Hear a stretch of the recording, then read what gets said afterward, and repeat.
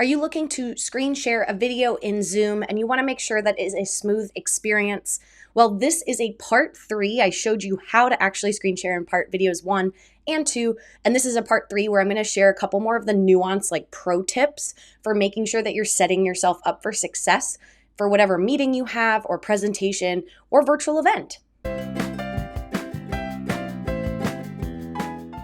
Before we jump into it, I'm Logan Clements. I'm a freelance event producer based here in Seattle, Washington, but I execute events here and all over the world. I do want to remind you to like, subscribe, turn on that little notification bell so you get notified every single Monday when I drop new videos. I'm also the co-host of the Better Events podcast with fellow event pro Mary Davidson.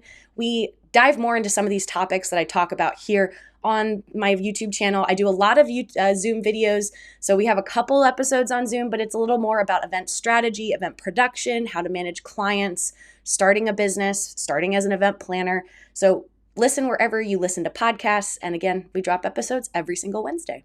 All right. So friends, I'm going to please have you pause if you have not watched part 1 and part 2 about how to screen share a video in Zoom. Those are just really helpful to give you a little bit of the foundation for what you're going to need to do and teach you actually how to do it. Right now, I'm going to talk a little bit more about some of the strategy that I use to double check and triple check things before I actually help produce an event for someone in Zoom or a meeting in Zoom. As well as talk about just some of the best practices and reminders that you really need to make sure you're doing so that you don't have a video that plays without audio or it stops, or you just have any of those things that can kind of cause a hiccup in whatever you're prepping for and why you want to share a video in Zoom. So here I am in Zoom. Again, you can see the controls look very similar. It's Zoom meeting, just like I did for part 1 and part 2. And the big thing that I always say when I'm screen sharing a video would be you're hitting screen share. I showed you the 2 different ways that you can screen share a video. You can either click the actual video file. For me, it's like QuickTime Player, or you go to the advanced. Again, I'm just rushing through this. You can see my other video. But the big thing I want to see sometimes I see people, they'll just click like QuickTime Player, and then they need to make sure these are your 2 crucial checkpoints. And I tell people on my team, I tell my speakers, take the extra 2 seconds to make sure you have checked share sound, so that you're sharing the sound from your computer into Zoom, and that you've clicked Optimize for Video Clip. Now, for Optimize for Video Clip, I will say if you are in an area where your Wi-Fi is maybe not reliable, or you're already going to be pulling on it a lot, like Zoom naturally pulls a lot from your Wi-Fi, meaning it's going to eat up a lot of your bandwidth. So if you have limited bandwidth, your video is probably, you've had to take calls with your video off. Clicking this is going to pull even more bandwidth. So if you are at an optimal place with great Wi-Fi, make sure you check Optimize for Video. If you are not, if you are somewhere where it is rough, this is where maybe you don't have to click that checkbox. I would maybe opt out of it because you just want to put for as little things to go wrong as possible. Now that might make your video a little bit more herky-jerky is what I call, a little start-stoppy, but the audio usually plays smooth and people get the gist of it. Now the share sound one is crucial because what happens is if you don't click share sound, and then you click share, what happens here is I'm going to see I did not click share sound in Zoom. And so what I'm going to do is if I hit play, and you're going to probably hear it through my mic. Are you having volunteers at your next event and you want to make sure that you're taking care of them? I have a couple suggestions. So what happens here in this scenario where I did not click share sound, I personally, the speaker, I'm going to hear that video coming through my speakers on my laptop. So I am going to think that it's getting played through Zoom, but it's not. And so here's my pro tip, because I've seen this happen time and time again. A speaker hits play and they sit there all smart. They're like, oh yeah, it's playing. Video looks great. And then you see people in the chat being like, can't hear anything. What's going on? And the speaker's confused because they can hear it coming out of their laptop. And that's not the problem. The problem is they didn't share it with Zoom. And so quick way, and I love this for producers because it is a feature now as like a co-host. I can see when someone shares their screen in my meeting, I can see these icons appear at the top. So right now, again, I shared in the other video, I love this little preview. So it shows and gives me confidence like, oh yes, they're watching my video. Okay. But all I can see now is there's a mute button, meaning I'm muted in Zoom, but I don't see my little speaker icon. And I'll stop this, right? I'll do a new share again, but I will click share sound. I'll click share.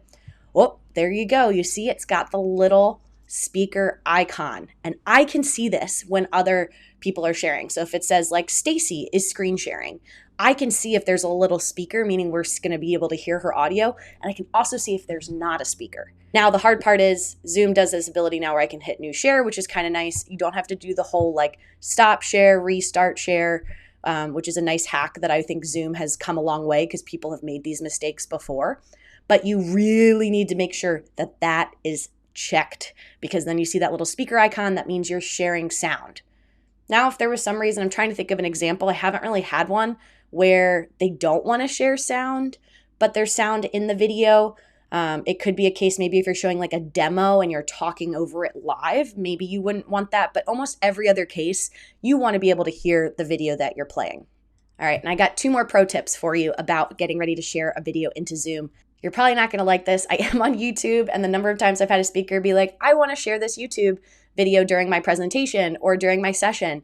And I just think you need to always have the native video file. Always have the MP4 file, or if it's like an Apple, an MOV file, actually have the file on your laptop. Because if you are trying to screen share Zoom, if you're trying to screen share a link into Zoom, it's like a Wi-Fi based thing into a Wi-Fi based thing. You're kind of just asking to have some Wi-Fi issues or something to stutter and go wrong. So if you have the native file, you're at least not relying on Wi-Fi to play that video. We also know YouTube often has ads, and so you're avoiding hearing an ad before the video plays. So one of my pro hacks is usually there's websites you can find that will help you download a video from Zoom or from YouTube or from any other hosted platform. You can download it, and it's a lower quality file maybe than the original file if they can give it to you, but that's way more reliable than trying to play through the link. Oftentimes when I see people have issues with screen sharing a video into Zoom, it's not just Zoom that's having the issue, it's their internet or the video was kind of wonky.